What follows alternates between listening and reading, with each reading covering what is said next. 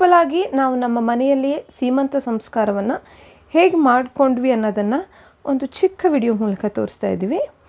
ಪುರೋಹಿತರು ತಿಳಿಸಿರುವಂತಹ ಸಮಯ ಮತ್ತು ಡೇಟ್ಗೆ ನಮ್ಮ ತಾಯಿ ಹಾಗೂ ಅಜ್ಜಿ ಮನೆಯವರು ಅವರ ಒಂದು ಪದ್ಧತಿಯ ಪ್ರಕಾರ ನಮ್ಮ ಮನೆಗೆ ಬರ್ತಾರೆ. ಬಂದ ನಂತರ ಮಡಿಲು ತುಂಬುವಂತಹ ಒಂದು ಕಾರ್ಯಕ್ರಮ ನಮ್ಮ ನಡೆಯುತ್ತೆ. ಅದು ಮೊದಲು ಗಂಡನ ಮನೆಯವರು ಸ್ಟಾರ್ಟ್ ಮಾಡ್ತಾರೆ. ಆನಂತರ ನನ್ನ ತಾಯಿ ಹಾಗೂ ಅಜ್ಜಿ ಮನೆಯವರು ಮತ್ತು ಸಂಬಂಧಿಕರು ಯಾರೆಲ್ಲ ಬಂದಿರ್ತಾರೆ ಅವರೆಲ್ಲ ಮಡಿಲನ್ನು ತುಂಬ್ತಾರೆ. ಮಡಿಲು ತುಂಬಲಿಕ್ಕೆ ಕೆಲವೊಂದು ಕಡೆ ಕೆಲವೊಂದು ರೀತಿಯಲ್ಲಿ ಮಾಡ್ತಾರೆ. ಸಾರಿಯನ್ನು ಕೂಡ ಈ ಸಮಯದಲ್ಲಿ ಕೊಡ್ತಾರೆ, ಬಳೆ ತಂದಿರ್ತಾರೆ, ಅಕ್ಕಿ, ಕಾಯಿ, ಬೆಲ್ಲ ಏನೆಲ್ಲ ಸುಮಾರು ಐಟಮ್ಸನ್ನು ತಂದಿರ್ತಾರೆ. ಅದಾದ ನಂತರ ಒಂದು ಚಿಕ್ಕ ಆರತಿ, ಆಮೇಲೆ ಭೋಜನಕ್ಕೆ ರೆಡಿ, ಊಟ.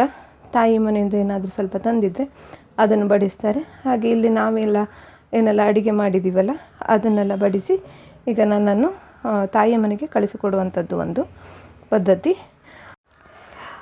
ಬರುವಾಗ ಅವರೇನು ಒಂದೆರಡು ಬುತ್ತಿ ತಂದಿರ್ತಾರಲ್ಲ ಅದನ್ನು ಖಾಲಿ ಕಳಿಸಬಾರ್ದು ಅನ್ನುವಂತಹ ಒಂದು ಇದರಿಂದ ಅದರಲ್ಲಿ ನಾವು ಇಲ್ಲಿ ತಂದಿರುವಂತಹ ಒಂದು ಸ್ವಲ್ಪ ತಿಂಡಿ ತಿನಿಸು ಎಲ್ಲ ಹಾಕಿ ನನ್ನ ಹಸ್ಬೆಂಡು ನನ್ನನ್ನು ಸೇರಿಸಿ ಗಂಟು ಕಟ್ಟಿ ನನ್ನ ತಾಯಿ ಮನೆಗೆ ಕಳಿಸಲಿಕ್ಕೆ ರೆಡಿ ಮಾಡಿದ್ರು. ಈಗ ಇದೆ ನಾವೊಂದು ಚಿಕ್ಕದಾಗಿ ನಮ್ಮ ಮನೆಯಲ್ಲೇ ಮಾಡಿಕೊಂಡಿದ್ದು.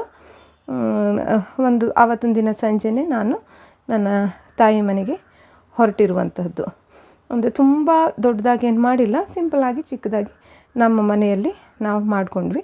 ಮಗುವಿಗೆ ಒಂದು ಒಳ್ಳೆಯ ಸಂಸ್ಕಾರ, ಈ ಸಂಸ್ಕಾರ ಮಿಸ್ ಆಗಬಾರ್ದು, ಈ ಒಂದು ನಮ್ಮ ಸಂಸ್ಕೃತಿಯಲ್ಲಿ ಇರುವಂತಹ ಸಂಸ್ಕಾರ ಕೂಡ ಸಿಗಲಿ ಅನ್ನೋ ದೃಷ್ಟಿಯಿಂದ ಇದನ್ನು ನಾವು ಚಿಕ್ಕದಾಗಿಯೇ ಮಾಡಿಕೊಂಡ್ವಿ. ಬೇರೆಯವರು ಬೇರೆ ರೀತಿಯಲ್ಲಿ ಮಾಡ್ಕೊಳ್ತಾರೆ.